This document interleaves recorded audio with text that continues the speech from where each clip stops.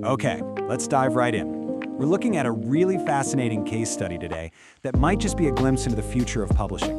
It's all about a debut horror author who isn't just writing a book, he's strategically building an entire post-apocalyptic universe from day one. This is a deep look at Victor Csák and the blueprint he's creating.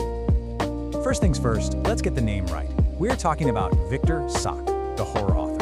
It's actually pretty easy to get him mixed up with a couple of other writers out there. So yeah, now that we've got that sorted, let's focus on the man behind the monsters. So here's what we're going to cover. We'll start with the architect himself. Then we'll break down his blueprint for creating a bestseller. We'll jump into his world with Welcome to the Silent Zone, see how it went from page to screen, check out what actual readers think, and then wrap it all up with a big question about the future of storytelling. All right, let's kick things off with our first section, the architect. And this is so important because to really understand Sák's novels, you have to understand where he comes from professionally, which is a totally different world. So, this is the man himself, Victor Csák. He's an author from Hungary, and he actually runs his own small creative company. And as we're about to see, that background, well, it's the secret ingredient to his entire approach to writing. To really get what he's doing, we need to think in terms of intellectual property, or IP. This isn't just about writing one story. It's about creating a valuable creative asset, a whole universe that can be adapted, sold, and turned into other things. This idea, it's the key to his entire strategy. Okay, so that brings us to his blueprint. See, his professional life before becoming a novelist wasn't some kind of detour. It was the training ground. It was basically his blueprint for creating a bestseller. You have to understand, before Welcome to the Silent Zone ever hit the shelves, Csák was already an award-winning copywriter and a scriptwriter for international commercials. He was already a master of crafting these tight, compelling stories designed to grab your attention right away. This wasn't just a hobby, this was high-stakes commercial storytelling. And this table, wow, it just lays it all out perfectly. It really shows the crossover. His copywriting experience means he knows how to use hooks, and he doesn't waste a single word. His scriptwriting background means he thinks visually, so his writing is fast-paced and cinematic. And what's the result of all that? A novel so perfect for the screen that the film rights were sold before it was even published. All of which brings us to the first major product of this blueprint, his debut novel. So let's step into the world he created. Let's go to the Silent Zone.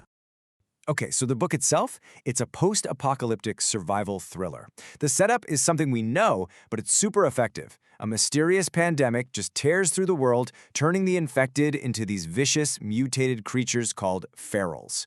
The survivors have to find their way through this wasteland that's not just full of monsters, but also their own desperation. And you know what? The critics really took notice. Kirkus Reviews called it a creatively accomplished, atmospheric, and gripping adrenaline rush. And that phrase, adrenaline rush, I mean, that speaks directly to that fast-paced commercial writing style we were just talking about. Readers' favorite went even further, praising its depth and surprises. They talked about the visceral feel of the pain, hunger, and hardship of the cast, which just goes to show you, it's not just about the action. There's real character work here that gets you invested in whether they make it or not. So this is the crucial point right here. It's got this dual appeal. The book gets compared to the wild, almost crazy action of a show like Z Nation, but it also gets compared to the really deep, sophisticated character drama of The Last of Us. By hitting both of those notes, Csák basically opens the door to a much wider audience.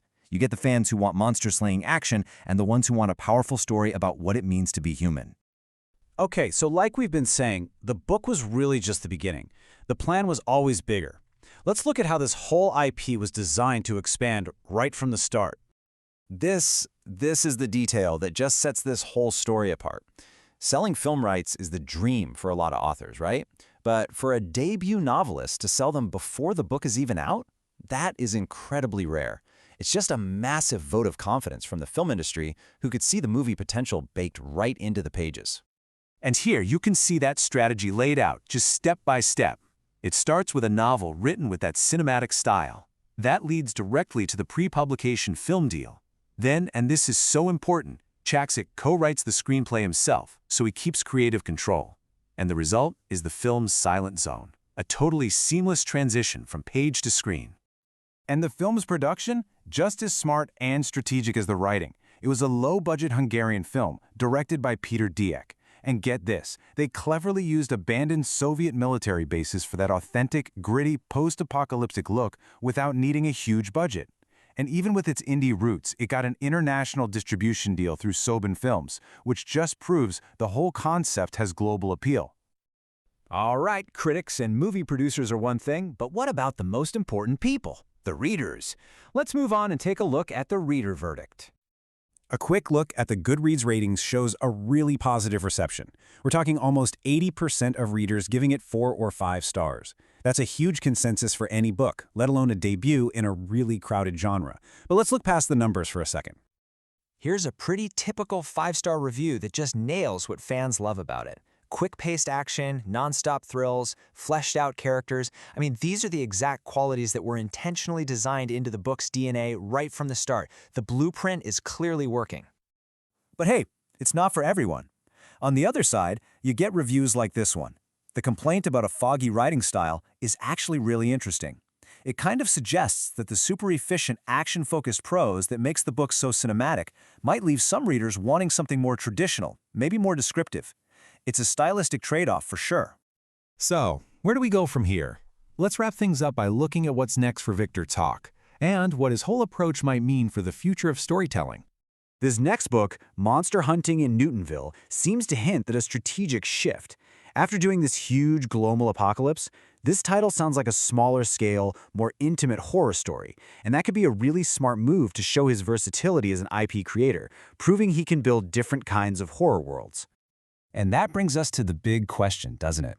In a world where streaming services and game studios are always hunting for the next big thing, Victor Csák's journey shows a path where an author is also a multimedia architect.